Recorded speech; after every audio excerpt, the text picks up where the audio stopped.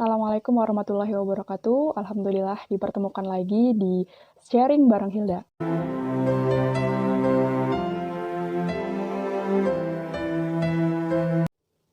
Bismillahirrahmanirrahim. Alhamdulillahirrabbilalamin. Qala rabbi shrah li sadri wa yassir li amri wahlul 'uqdatam min lisani yafqahu qawli amma ba'du.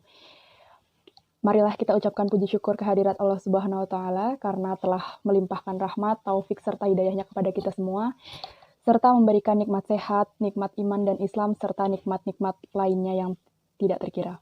Salawat serta salam senantiasa kita sanjungkan kepada Nabi Agung Muhammad SAW yang kita nantikan syafaatnya di yaumul akhir nanti. Amin Allahumma amin. Nah, pada segmen kali ini kita akan bahas mengenai sabar dalam berdoa. Nah, sebelumnya teman-teman tahu nggak sih apa itu doa? Doa adalah suatu permintaan atau permohonan kepada Allah Subhanahu wa taala tentang hal yang baik seperti minta kesehatan, minta kelancaran rezeki yang berkah, minta ketabahan dalam menjalani kehidupan dan semua hal-hal yang kita inginkan. Nah, sebenarnya Allah pun telah menganjurkan hambanya untuk berdoa kepadanya seperti yang tertera pada Quran surat Ghafir ayat 60. Qala rabbukum ud'uni astajib lakum. Innal ladzina yastakbiruna an ibadati sayadkhuluna jahannama dakhirin. Yang artinya, dan Tuhanmu berfirman, berdoalah kepadaku, niscaya akan aku perkenankan bagimu. Sesungguhnya orang-orang yang sombong tidak mau menyembahku akan masuk neraka jahanam dalam keadaan hina dina. Nah, di sini siapa sih yang nggak pengen doanya cepat terkabul dan terwujud dan diijabah oleh Allah Subhanahu wa taala? Pasti semuanya pengen ya. Namun kadang tuh ada yang kita tuh udah berdoa gitu, udah sering kita ucapkan, udah sering kita panjatkan, namun ternyata belum terkabul. Dan sampai akhirnya di antara kita kadang ada yang bilang kayak gini kayak, aku marah sama Allah gitu, karena Allah tuh nggak ngabulin doa aku, terus Allah tuh ngasih cobaan yang berat banget dan aku tuh nggak akan sanggup ngejalanin ini semua. Nah, sebenarnya Rasulullah Shallallahu Alaihi Wasallam pun di sini udah memberi peringatan gitu tentang hal ini. Beliau bersabda, doa salah seorang kalian akan dikabulkan selama ia tidak tergesa-gesa dalam meminta pengabulannya. Sehingga ia berkata, aku sudah berdoa namun tidak juga dikabulkan. Haji, riwayat Bukhari dan Muslim. Di dalam Sahih Muslim masih dari Abu Hurairah radhiyallahu anhu, Rasulullah Shallallahu Alaihi Wasallam bersabda, doa seorang hamba akan senantiasa terkabul selama ia tidak berdoa untuk kemaksiatan atau untuk memutuskan tali silaturahmi dan tidak tergesa-gesa. Para sahabat pun bertanya, wahai Rasulullah, bagaimanakah bentuk tergesa-gesa yang dimaksud? Nabi Shallallahu Alaihi Wasallam menjawab, hamba tadi berkata, aku telah berdoa, sungguh aku telah berdoa, namun Allah belum juga mengabulkan doaku. Ia merasa jenuh dan letih, lalu akhirnya meninggalkan doanya. Imam Al-Muhaqqiq Ibnu Qayyim Al-Jauziyah mengatakan dalam kitabnya bahwa salah satu kesalahan yang menghalangi adanya atsar atau bekas dari doa adalah seorang hamba tergesa-gesa dalam berdoa. Ia menganggap Allah lambat mengabulkan doanya, yang akhirnya ia meninggalkan berdoa kepada Allah. Nah, disinilah kita seharusnya berubah. Kita harus lebih sabar dalam berdoa, berserah diri, dan juga yakin kepada Allah Subhanahu wa Ta'ala, karena Allah tuh paling tahu apa yang kita butuhkan. Mungkin kita memang belum waktunya untuk mendapatkannya, dan berprasangka baik bahwa mungkin yang kita inginkan itu tidak baik untuk kita. Karena terkadang yang baik untuk kita, yang baik menurut kita belum tentu baik untuk kita, dan yang buruk menurut kita ternyata itu yang baik untuk kita.